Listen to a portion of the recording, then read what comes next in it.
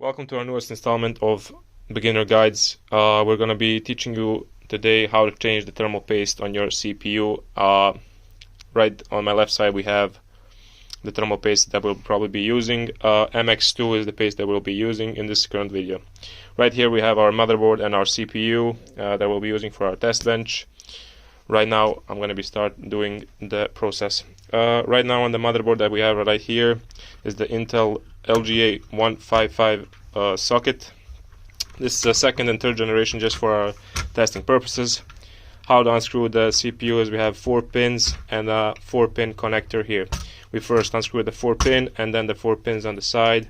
We twist them and they go out pretty easily. The paste on this CPU currently here is pretty bad and should have been changed a long time ago, but well, for testing purposes we'll do it right now. The next step is how to do it. We have to basically clean the whole plate of the CPU. We're going to be changing that, and I mean cleaning that with alcohol probably, because alcohol is usually the standard how to do it. Firmly press it here, nothing way too hard on the CPU, so just gently remove the resting thermal paste.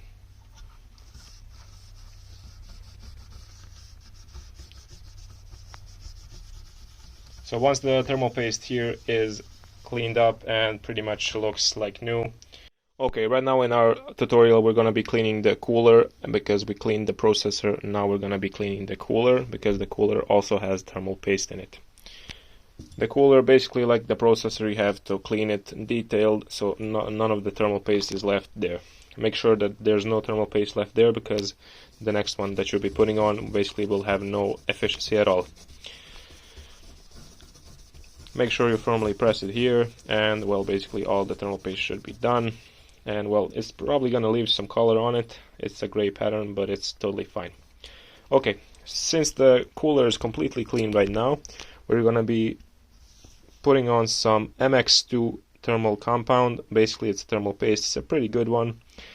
Later on in one of our next videos we're probably gonna be speaking about thermal paste. Right now we're gonna be putting like a corn and like a little dot, just a little bit, nothing way too much, so it doesn't become any dirty or something like that. So just a little bit normal, nothing way too crazy. See how I put it right now, and we'll basically do it like that. So the next step, basically what we're going to be doing. Okay, so right now we're going to be explaining to you how to put the cooler back on. The cooler has 4 pins. That's the usual for every CPU that we see on the market. The Intel stock cooler right now that we have here and the usual stock coolers have this pin here. We have to be really careful with the pin, that the pin doesn't, that the black part is not apart with the white strap here. So we have to put that the white tip is down there, because it can break your motherboard. Basically not break it, but if you put a lot of force it can. So if it's the black part is down there, just turn it around so it is like this on the video. Basically you can't really mess this up, only if you don't listen to what we don't do. Okay, so we have a 4-pin connector also there for the fan, but we're going to be putting that later on. So basically the main part what I'm trying to say here with the cooler, and the main mistake here that people make, is that the white part and the black part, basically they don't put the white part first, the white pin, and well, basically they break the pin and that cooler is basically done. You have to put it this way, so the white part first, and then later on when all of the pins basically are put in with the white strap, I mean the white pin, then we can put on the black ones basically. And the black ones go like this. The black ones do have a little force, but it's something that's probably going to be unusual for you the first time that you're doing it, but don't worry, everybody's like that. So basically put it like this and the cooler should be completely done.